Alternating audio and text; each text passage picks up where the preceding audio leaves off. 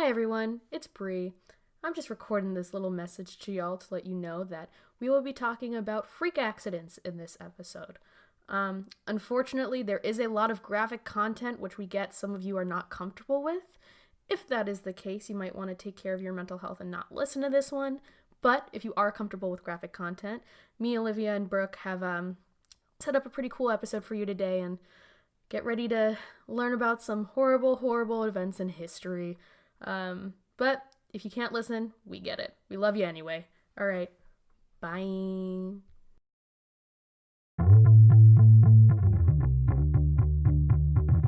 What keeps you awake at night? Sea levels are rising globally. Fears fueled by horror stories. Among the worst flu season in a decade, and it hasn't peaked yet. We all know the atomic bomb is very dangerous. Another series of deadly terror attacks. I don't want to be blamed if you cannot get to sleep tonight.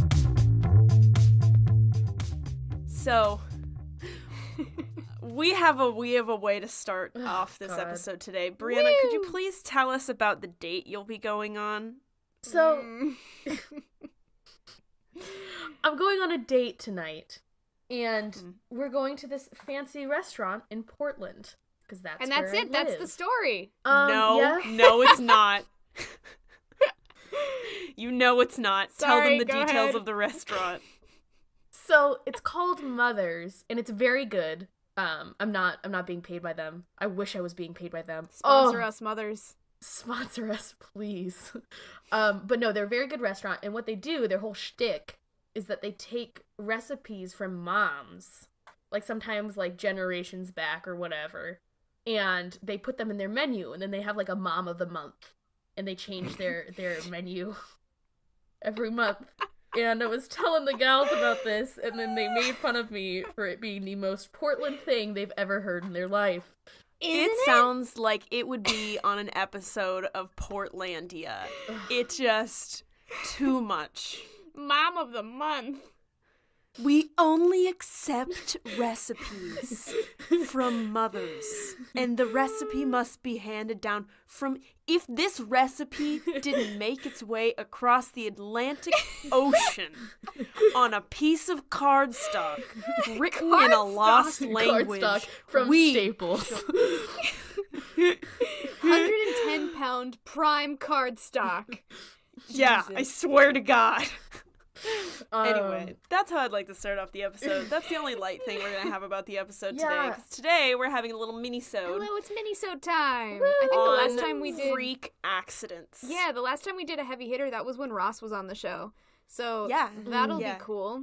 I'm so Welcome excited. back to this. These are my Also, favorites. hi, I'm Brooke. I'm Bree. I'm Olivia. Yay.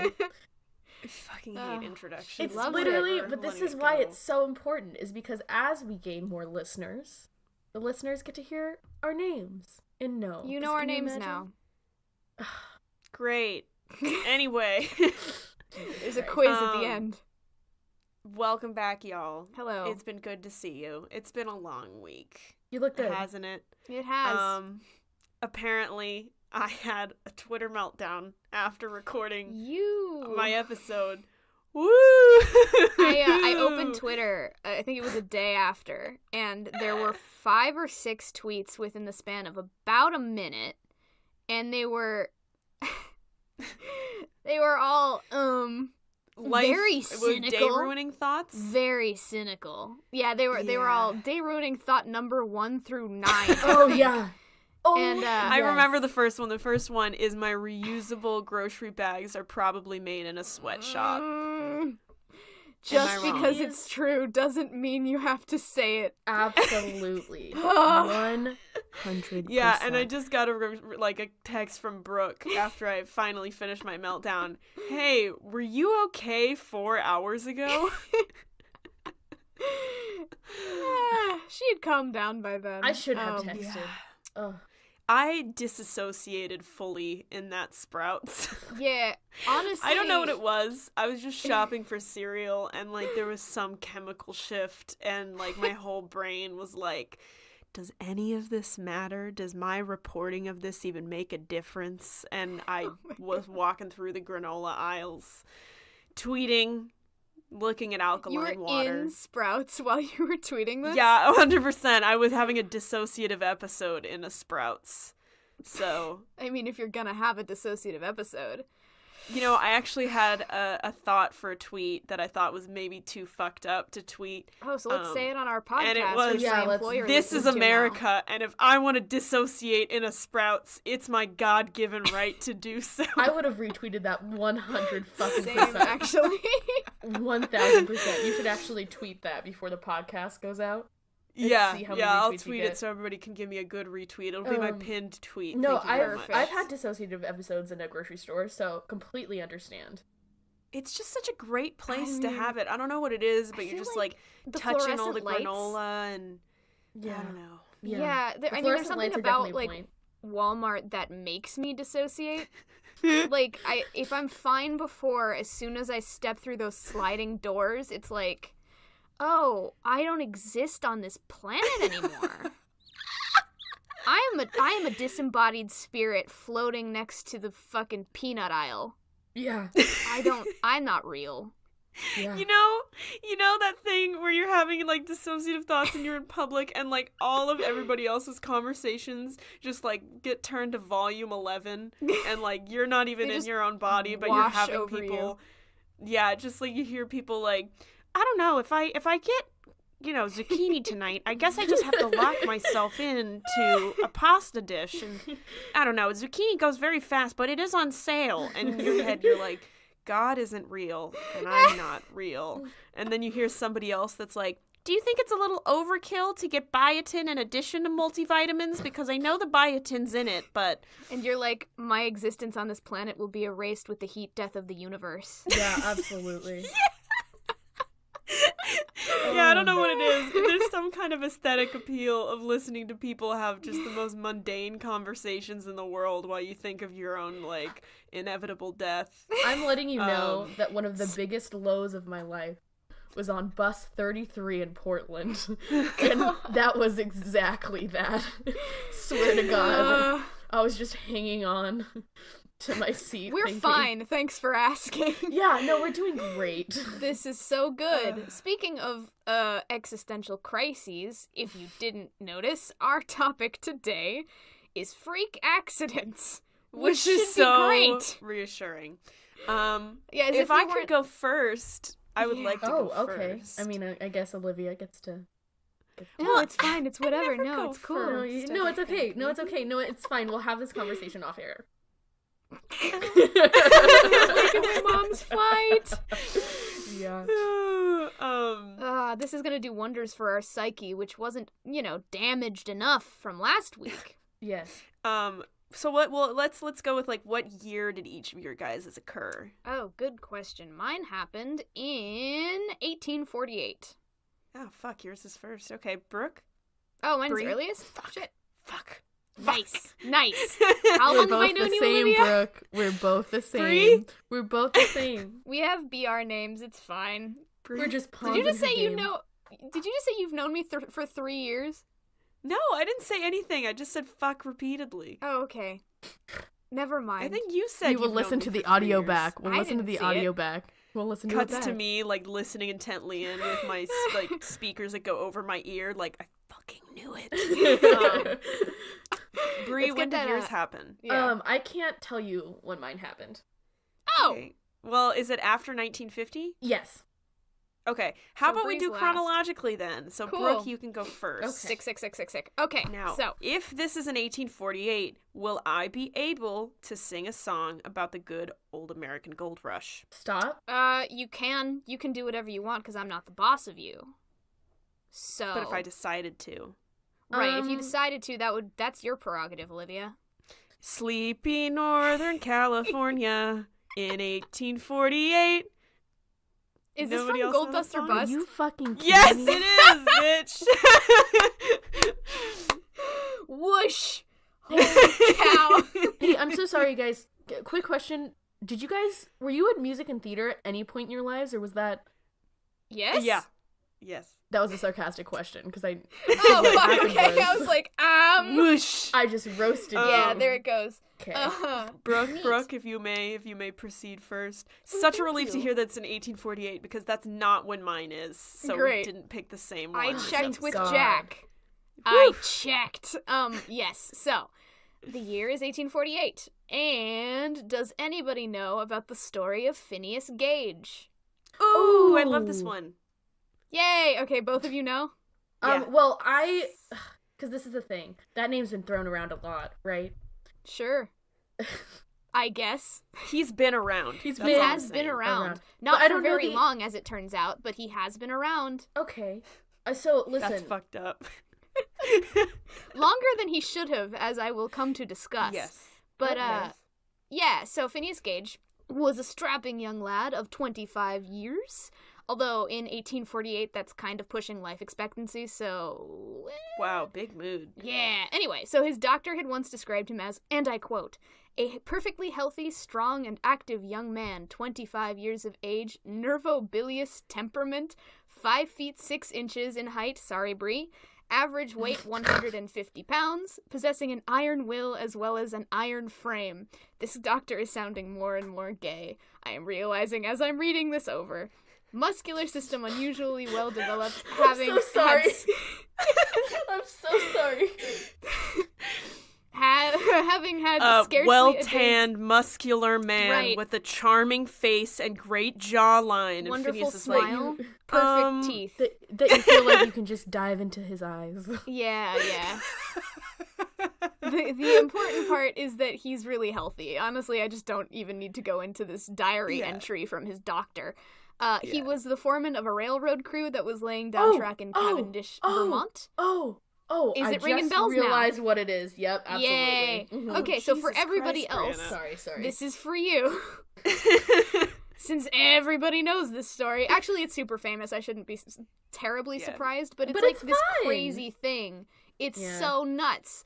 And I have a feeling that mine is going to be the only one where someone didn't immediately die. So, Me spoiler and Brie alert. just like clear our throats. We're like, Yeah, so he was laying down track in Cavendish, Vermont, and the date is September 13th. Now, laying down railroads wasn't precisely safe, especially in the mid-1900s. 19th century. But what could go wrong, 1800s. Brooke? Nothing. Got Just it. kidding. Explosives can. So he was clearing a path and using a tamping iron to pack explosive powder and sand into a hole which would explode the rock and land around the path. And as he tamped away, the force created a spark. Thanks. I love you, Brooke. Created a spark. Thank you, Brie. That detonated the powder. So, Got it. the explosion itself didn't kill him, which is miraculous, but the explosion did send that tamping iron, which for reference was 43 inches long, 1.25 inches in diameter, and weighed almost 13.5 pounds, hurtling through the air and straight through his left cheek. also, I don't know if you've ever seen the picture of this, It's but nuts. apparently one end of the thing had like a massive point on it. Yeah, so this actually saved his life, and I'll Yeah. hang on. So, yeah, it went through his cheek, and it actually sliced through his brain and then exited out the back of his skull and landed several dozen feet away, which gives you an idea of the force that was acting on this thing. Like, Yeah. it went through his head and still sailed through the air and landed, like, 12 to 36 feet away. Yeah, so the thing about this tamping iron was that it wasn't like a crowbar, which a lot of people say that a crowbar went through his head. If it had been, he would have for sure died, because crowbars have that little foot at the end. Mm-hmm. So this thing was unique. They say that there wasn't really any others like this, where it was just a rod with a point at the end. So it went through his brain and then just kind of cut clean through and didn't hook onto anything because it was smooth. And they say that saved his life, because what happened next is kind of weird.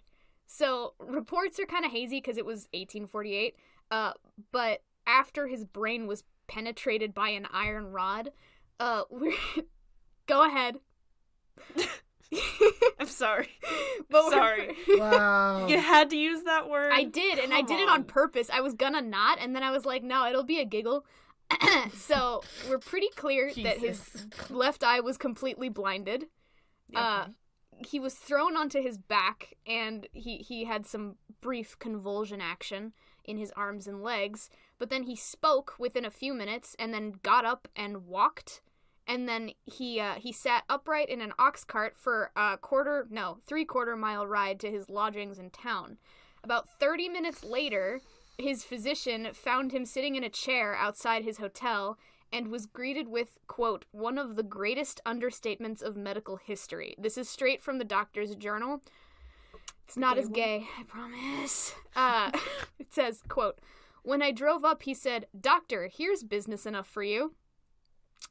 I first noticed the wound upon the head before I... Oh, by the way, this is going to get a little graphic, and the whole episode is going to be... Yeah, we'll put in... That way, it's... Yeah, we'll put in a content warning, too, in the beginning of the episode that we can do. But, yeah, it's right. Going to be a lot of graphic stuff, so...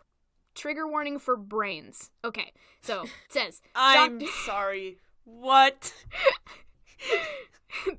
When I Somebody's up, listening said, and they're like, I can pretty much exclusively handle gore, and you're like, trigger warning brains, and they're like, that's the one organ I can't handle. I would understand. It's a pretty gross organ. I guess. Yeah, but this is all your imagination, so don't worry about it. Just don't imagine what I'm saying. It's fine. So, he said, when I drove up, he said, "Doctor, here's business enough for you. I first noticed the wound upon his head before I alighted from my carriage, the pulsations of the brain being very distinct. The top of his head appeared somewhat like an inverted funnel, as if some wedge-shaped body had passed from below upward. Mr. Gage, during the time I was examining his wound, was relating the manner in which he was injured to bystanders. I did not believe Mr. Gage's statement at that time, but thought he was deceived. Mr. Gage persisted in saying that the bar went through his head. Mr. Gage got up and vomited. The effort of vomiting pressed out about a half a teacup full of the brain through the exit hole at the top of the skull, which fell upon the floor." I love that is the measurement.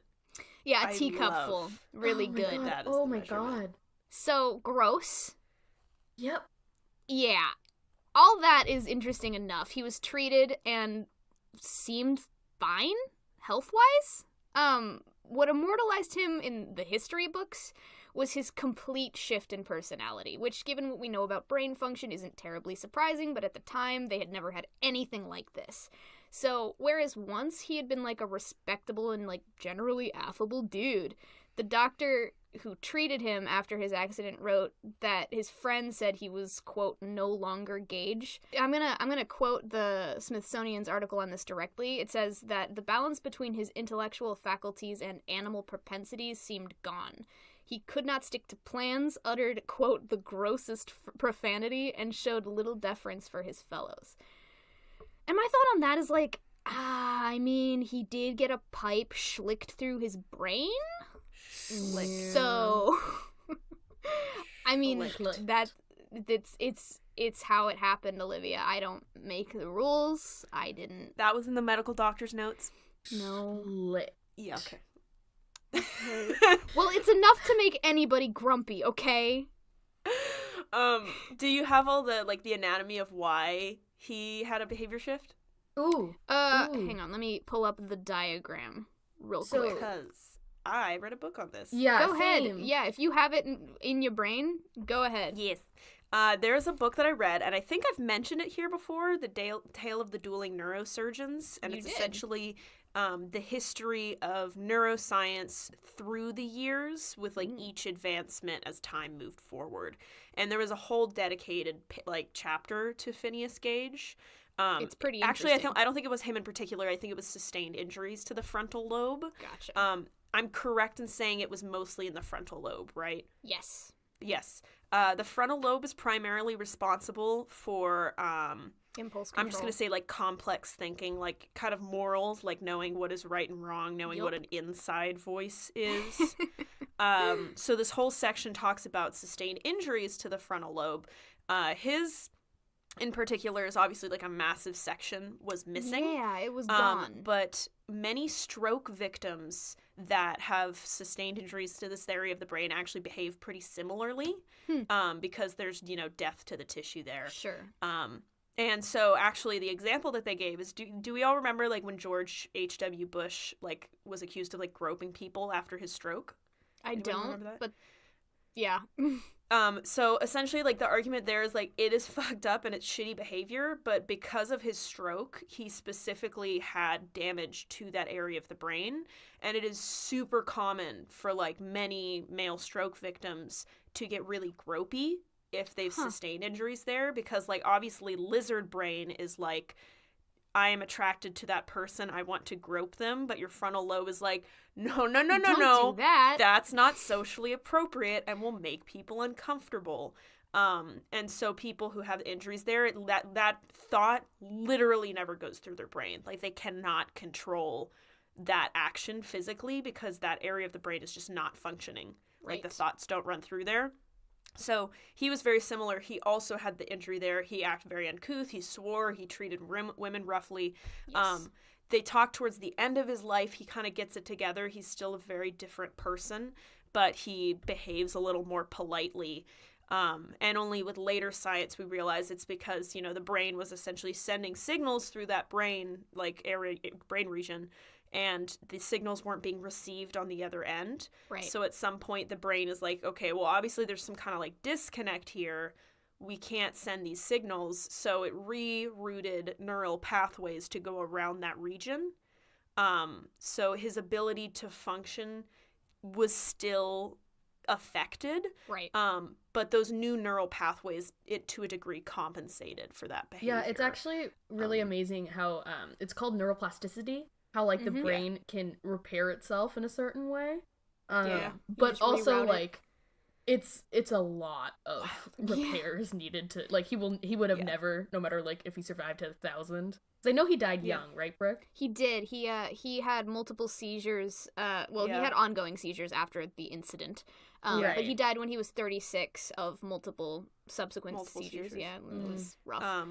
Yeah, which it's common. There was also another example in that book too about a guy who was, like, a well-to-do father, and he worked in finance, and he was a great husband and father and everything like that. Had a stroke, affected that area of the brain.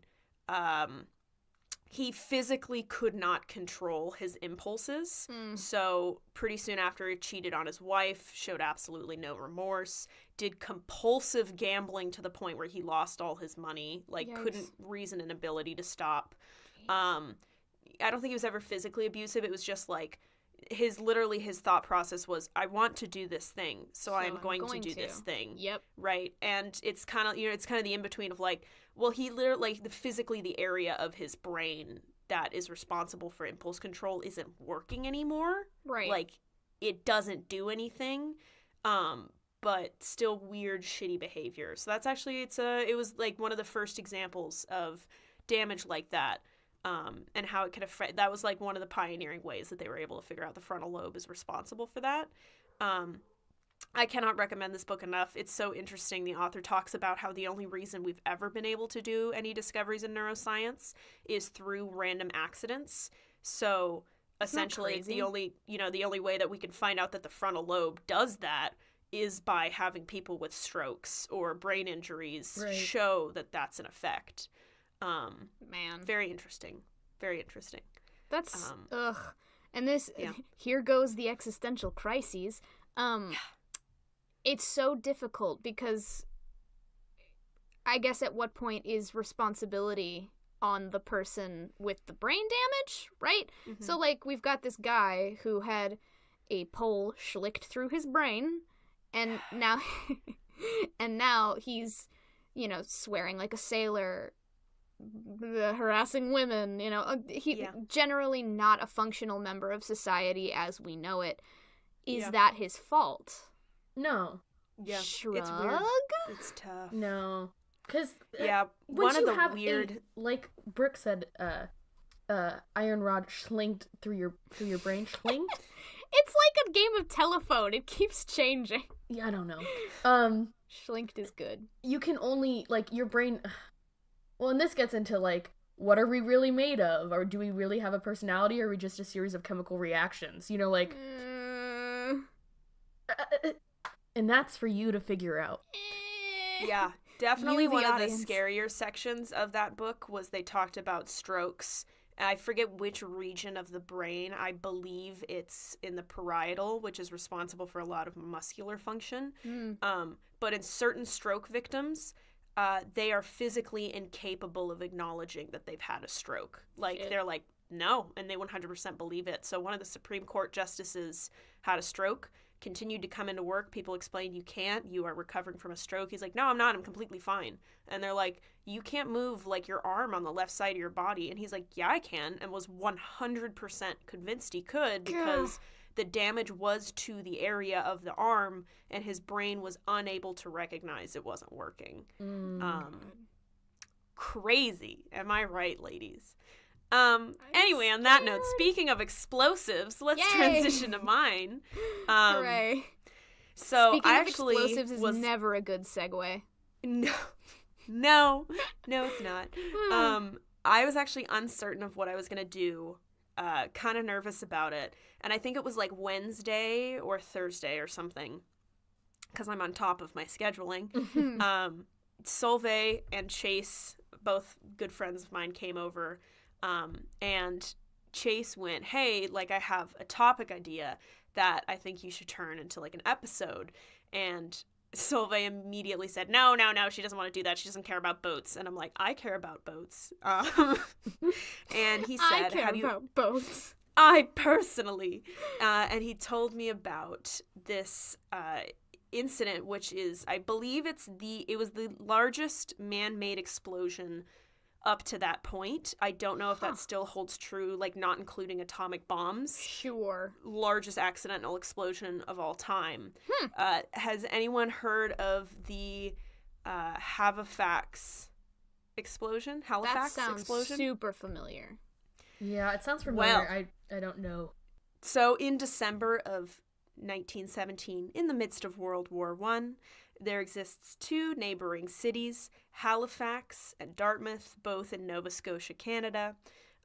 They were located right adjacent and onto the Bedford Basin, which was really populated with boats, shipping vessels, obviously for the war effort. Sure. Makes sense.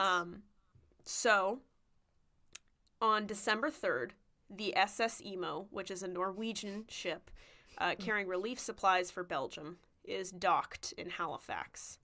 Now, an important note here, they were scheduled to leave pretty soon after, like the 4th, but they were unable to be refueled until the 5th, and then they couldn't leave until the 6th because they had raised anti-submarine nets. Oh boy. So they were 3 days behind schedule.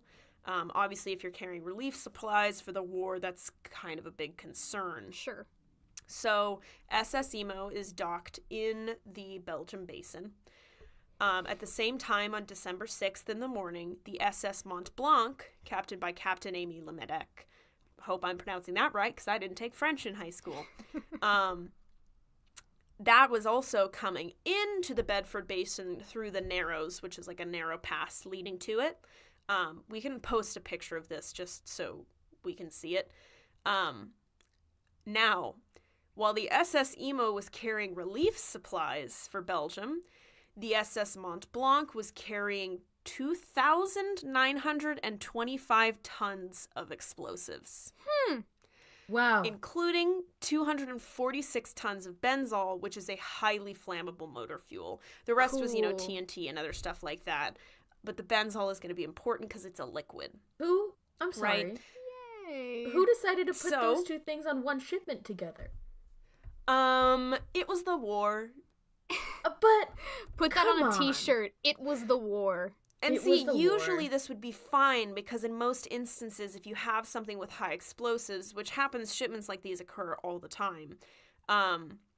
Usually you have like a boat in front of the ship to ward people off and clear the area. There's high communications. Sorry, I burped. High communications going on. Usually this is fine. So what happened was to exit and enter the Bedford Basin, like I said, you must go through the Narrows. SS Mont Blanc was going through the Narrows. SS Emo was coming out of the basin through the Narrows. in that area because it's so small considering the boats, right? The Narrows? You don't Yeah, say. the Narrows. It's like a thin river. Yeah. Is that a joke? It was a good goof about it being thin. Don't worry about it. Wow. So because it's so narrow, credit to Brooke for that. They are supposed to travel, I think it was about 5.6 miles per hour, which seems really slow, but considering, again, like, the trouble it would take to turn a ship, that's a pretty reasonable speed to go. Sure. Also, a system was set up where all the ships would be traveling with people passing to their left, so think of, like, a U.S. highway. Everybody travels on the right side of the road. Same thing with the ships. So SS Emo exits the Bedford Basin far above the speed limit. And this is, a carrying vessel, so this is a pretty large ship.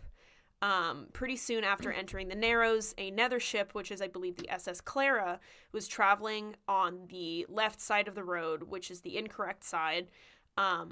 They're bad, but they resolve that the SS Emo is going to change sides in order to pass them. I'm sure part of this is it was traveling so fast it didn't make sense for the SS Clara to do so, right? Right, sure. So therefore the SS Emo is now on the left side.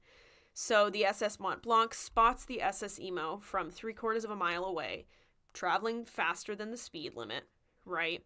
And the SS Mont Blanc is a very large ship carrying explosives, so they're completely unable to turn because any movement risks a massive explosion. Like, they were afraid to anchor because the shock alone from the anchoring could cause a spillover of supplies and cause a massive explosion. Wow. So for safety reasons, very clearly the SS Emo should be the one to turn. I can't recall if there was some kind of safety reason that they weren't announcing that there was, explosives in there. It sounds like it being 1917, it wasn't very easy to signal to people. So my understanding is that the signaling that occurred is the SS Mont Blanc gave a honk of their horn saying you need to move, which is, I guess, a single honk. And the SS Emo gave 2 honks back, which means no. So, again, the SS Bonk is completely unable to move in time, considering it's 3/4 of the mile away, which is very close for boats. And they signal again that the SS Emo needs to move to the right side of the river. The SS Emo, again, refuses. So, at some point, the engines are stopped, and they start drifting towards each other. At this point, because there's been so much noise, the shipyard has gone outside to see what the issue is, very soon realizes there's probably going to be a collision, and proceed to watch. Now, the boats are traveling through the Narrows, which is adjacent to 2 large cities, Halifax and Dartmouth. So, as the ships started drifting towards each other, it's very clear that a collision can't be stopped. And so the SS Emo signals that they're going to reverse their engines. Now, I'm not a boat expert, so I'm not really quite sure how this works, but in reversing them, it causes a dip of the boat, and the SS Emo hits the side of the SS Mont Blanc. And the collision occurs at 8:45. Okay? So, at this point, the, what did I mention? I mentioned the benzol, which is a liquid, right? It sure is. So, in the collision, the benzol had become untied because it was on the top of the ship. As a result, the benzol spilled over onto the ship and caught fire. Oh. So everybody's watching because obviously this is fucking cool. There's a boat fire and people There's a boat fire. People are rubbernecking a boat fire. Sure. But because the crew is fully aware that this is a highly explosive ship, Time to they go. all abandon ship immediately. And they're trying to warn to the people, you need to get out of here. This is very explosive. It's very hard to communicate that with all the ruckus. Ships are traveling in to try to put out the fire with water, which is completely fruitless. And now that there's a giant fire, people are turning up more and more to see what's happening. People are you looking don't out see their a boat windows. fire every day. Boat fires are pretty dope. Yeah. So the ghost ship, completely unmanned, starts floating towards Halifax and eventually rests on the coast because it's going to float and it's going to rest on land. Sure. So again, what is the burning ship filled with? Explosive. At 9:04, the Mont Blanc's explosive contents exploded. Now, this is insane. So the shockwave traveled 23 times faster than the speed of sound. Oh, Okay. wow. So just to I wanted to compare and see how fast a bullet was. Some guns don't even fire bullets at the speed of sound. Was the city Right. leveled? Right. So the shockwave also traveled with a heat of 9,000 degrees Fahrenheit. It was heard as far as 129 miles away in Cape Breton, and the immediate half-mile radius was completely wiped flat. Oh my god. Any funnies? No. Oh No. Okay. no, we got nothing. So the I Mont think. Blanc, being filled with explosives, was disintegrated. Sure. Right. It showered the city with shrapnel and caught anything that wasn't completely leveled onto fire. Right. Which quickly spread through the city in 1917. I'm sure most of which is built of wood, which in the grand scheme of things probably wasn't a good plan.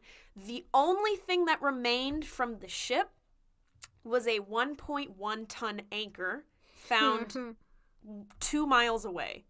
Oh my god. That's a lot of miles. That is farther than my walk to the grocery store. Know what I mean? No, yeah, that's...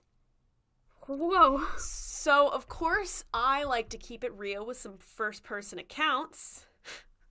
There aren't any, I would imagine, There are. from miles and miles away. Nope.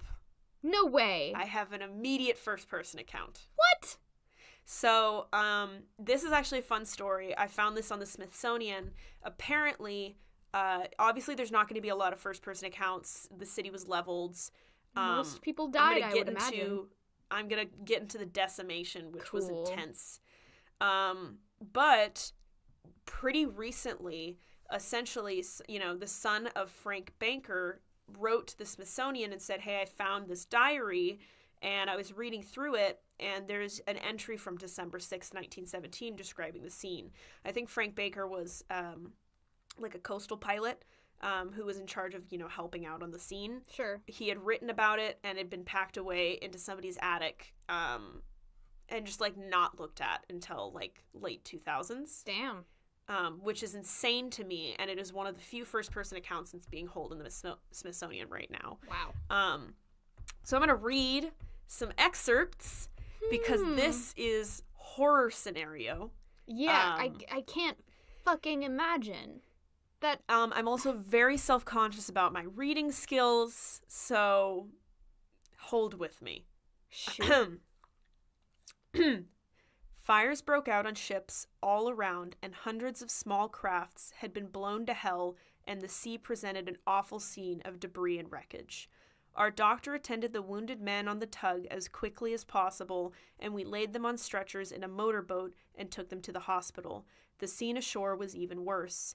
The NW part of Halifax was in total ruins, and fires were springing up all over the city. Part of the railway was completely demolished, and everywhere were dead and dying among the ruins. When we arrived at the hospital, the windows were all blown out, and the wards were 2 feet deep in water, owing to all the pipes having burst. We had returned to our ship as quickly as possible, as we are guard ship and responsible for the safety of other vessels in the harbor. What a few hours before had been beautiful vessels were now terrible wrecks, their crews all dead, and bodies and arms, etc., were floating around in the water. Oh my The God. town was literally ablaze. The dry dock and dockyard buildings had been completely demolished, and everywhere wounded and dead. The theaters and suitable buildings were all turned into hospitals or shelters for the accommodation of the homeless. Naval and military pickets were patrolling the streets, endeavoring to keep order. Poor little kiddies, homeless, their parents having perished, were crying piteously, and anxious relatives were inquiring about their dear loved ones. So, Uh-huh. literally the best way I can describe it, and there's no photos. Sure. 'Cause it was 1917. Literally the best way I can describe it is playing a video game and you set off like a big explosion, and with the body physics, the bodies just like fly out. Because there were bodies hanging out of windows, bodies hanging on power lines, Oh my god. dismembered limbs scattered around the city. Fires quickly spread, so even if they weren't killed in the immediate explosion, because of the incendiary stuff and the flying shrapnel, people were injured from shrapnel, people were injured from proxy fires. All in all, nearly 2,000 people were confirmed dead. I think the actual amount is 1,950 were confirmed dead. Hundreds could not be identified due to the sustained injuries. They were just completely burned, like it was impossible. Yeah. And 9,000 people were injured. I think another stat is like 300 people died from those injuries. God. Jesus. Okay. Yeah. I think it was 400 acres of land was destroyed from this, which is a lot. Yeah. I wasn't quite sure if that is from the half-mile square radius. I think the half-mile was just completely leveled flat Right. because of the shock wave, and then from there, 400 acres was destroyed, including that land. Oh my god. The explosion was so intense that it briefly revealed the bottom of the Bedford Basin, which is several dozen meters deep. Oh. Wow. It created a crater in the basin, and as a result of the displaced water, there was a 60-foot tidal wave, Huh. which washed away the Mi'kmaq fishing settlement. Mi'kmaq, yeah, I think it is, which is an indigenous people local to the area. God. Didn't get how many people were in there, but there's also a memorial there. I wanted to end on kind of a positive note to the best of my ability. Yeah. Go for it. Despite the deaths, there was one positive. So Vincent Coleman was a train dispatcher, and he worked about 750 feet from the explosion near the train yard. He realized pretty soon that there was looming doom because it was known that it was an ammunition ship. I think he just kind of connected the dots and realized that this was probably going to be decimating. And he made the split decision to send out telegrams because a passenger train was due to come in. As a result, he saved 300 lives. Wow. Of the people that were on the passenger train at the cost of his own life, because if he had evacuated when he realized it, he would have lived. But he elected to stay in the area to make sure that the passenger train didn't come in. Kind of mixed things if that was something that immediately saved them, but what it did do 100% is that his rapid messaging and the telecommunications was able to communicate to the surrounding area that something terrible was happening. Right. Which, encouraged people to go and help and offer aid. So his final telegraphed message is munition ship on fire, making for Pier 6, goodbye.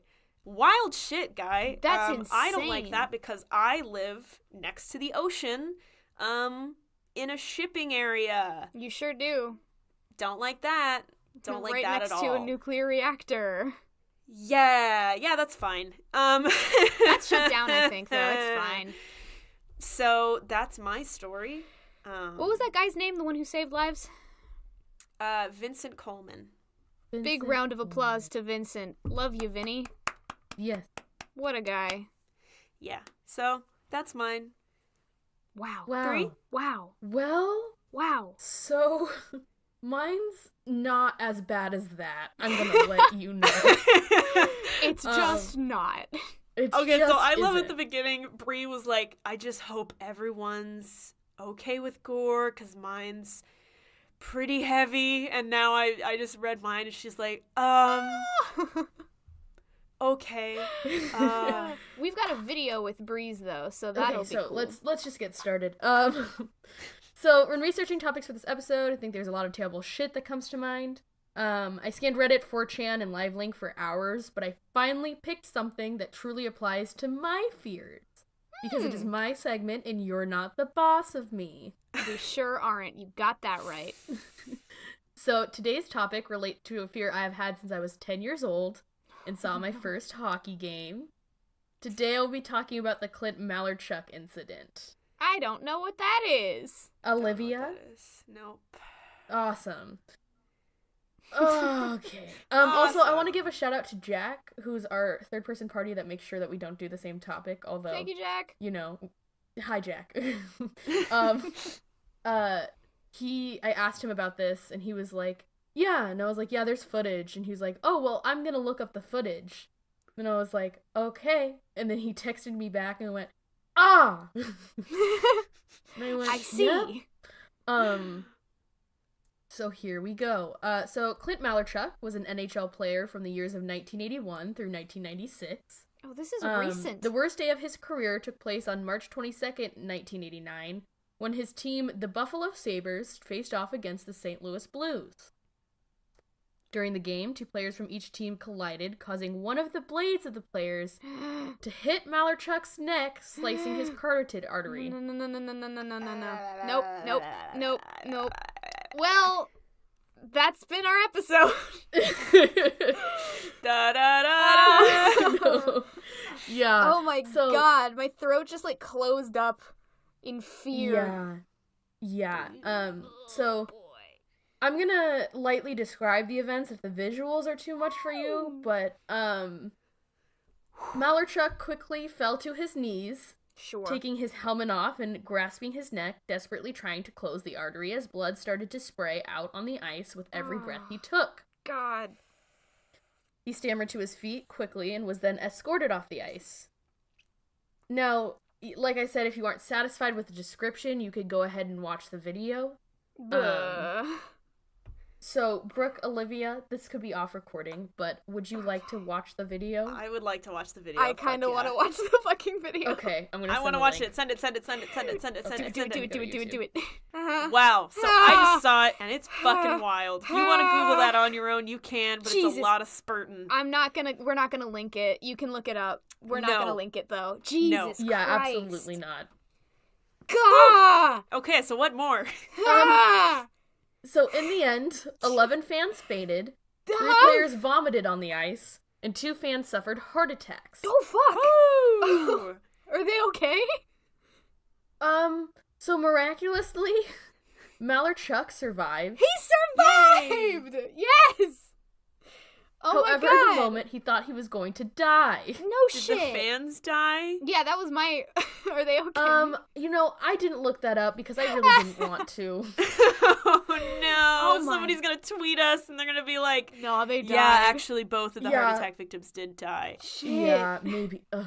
But, so this was the part that was interesting was, Malarchuk was quoted as saying, "All I wanted to do was get off the ice. My mother was watching the game on TV. No!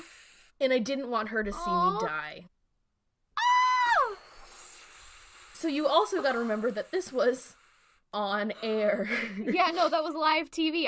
Yup. I Wow. love that they didn't cut it. They like straight up like we're not gonna, you can I don't think the watch it censors at your own realized risk. what... Well, actually, the censors might have not even been a thing.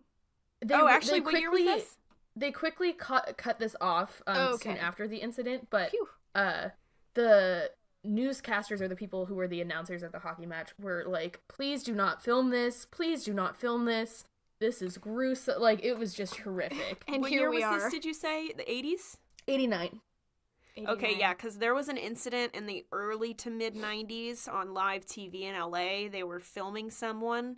It was somebody who wanted to commit suicide, and they committed suicide on air. And because it was live, it was broadcasted live during an hour where kids were usually home and watching.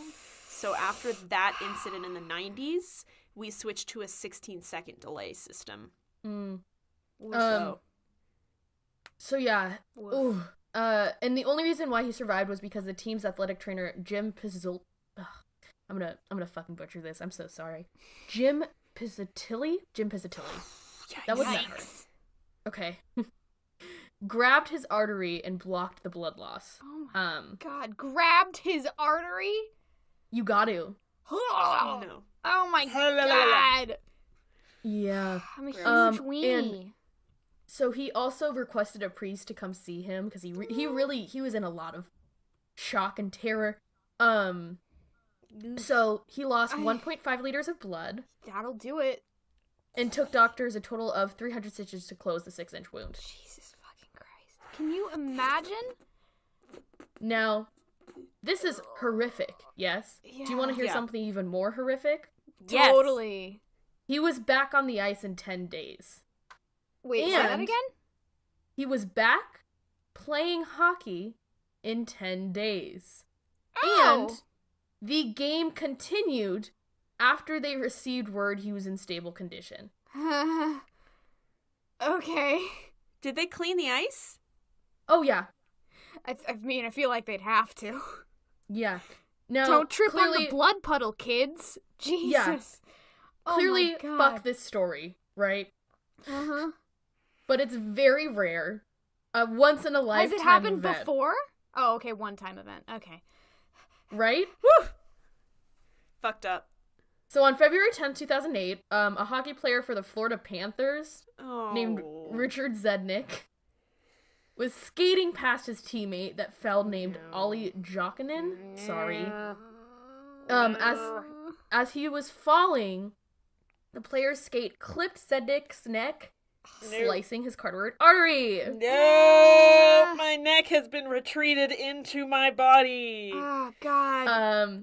This caused blood to trail on the ice as Zednick skated to his team's bench to receive medical assistance. Was he okay? When Zednick was announced to be in stable condition, they zambonied the blood off the ice and continued the game. Whoa! I'm sorry. What? Huh? So there is also footage of this. No, we're good, I think. Yeah, but you don't kinda have to wanna see see it. It's because you actually see the wound in this one. No. Ah, never mind. Change my mind. Nah. Nope. Woof. Nope. Okay. Nope. So, I just want to end it with, because of these incidents, no, Barbara, I will not go to your winter party where there will be ice skating. Fuck off. That's. Oh wow, you're afraid of being cut in the neck with an ice skate. Absolutely. 100%. Then, huh? You know, I can't go ice skating. I can maybe be persuaded to go rollerblading. But that God whole... forbid they roll over your neck. Yeah, I mean, fun story about ice skating. I ice skated once, I think, when I was in Girl Scouts before they kicked me out. And I slammed my knees into the ice multiple times so hard that I couldn't bend my knees for like a week. Hey, Olivia. Yeah. Hey, Olivia. Uh-huh.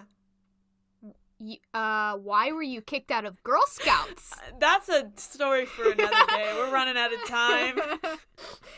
Oh boy. So yeah, I mean, that one's not as bad as Olivia's death toll-wise, but it was on live television. It also causes physical pain to my body. Yeah. Just to listen to it. But both people survived. I think if there were any casualties, it might have been the people who had heart attacks. Oh my God, that's so awful. Yeah. Someone tweet us and let us know, please. Somebody's gonna be like, yeah, that was my grandmother. And we'll be like, ah! Good. I'm so sorry. So anyway, this has been it. That was a fun episode. Yeah. Oh my God, well, fun would not I'm be hurt. This was fun. Yeah, I had a blast. I don't know about you guys.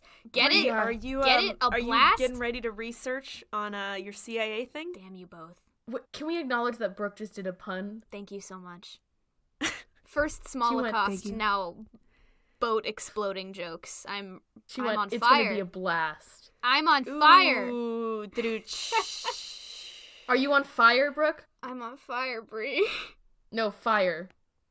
Okay. Can anybody else make their chest, like their ribs, crack and pop like their fingers? Nope. What the You fuck should are see you a saying to me doctor. right now? You should see a Anyway, thank doctor. you so much for Fuck tuning off of this in. podcast. We appreciate your listenership.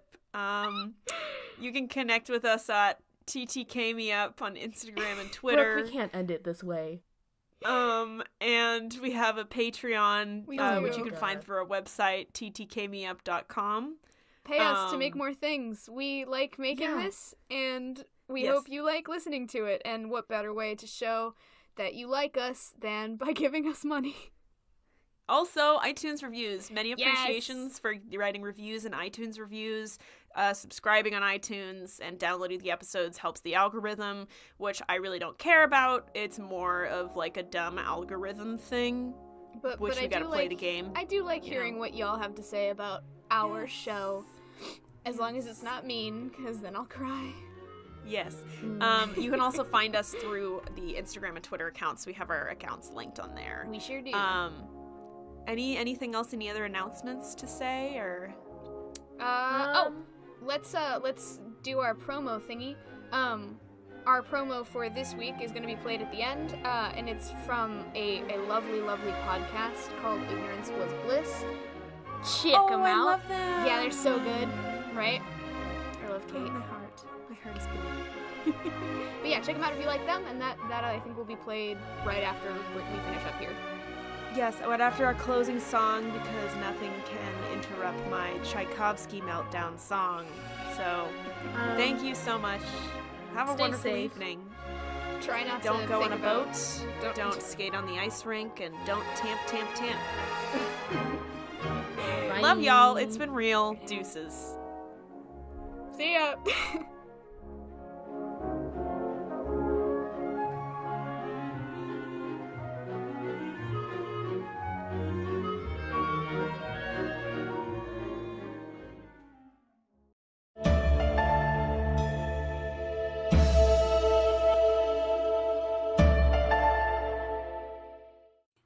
Everybody has a story, and not all of those stories are clear black and white issues, even when we think they are. We wonder, how did this happen? Or what is that like? Or what happens next? Are you sure you really want to know? This is Ignorance Was Bliss at IWB Podcast.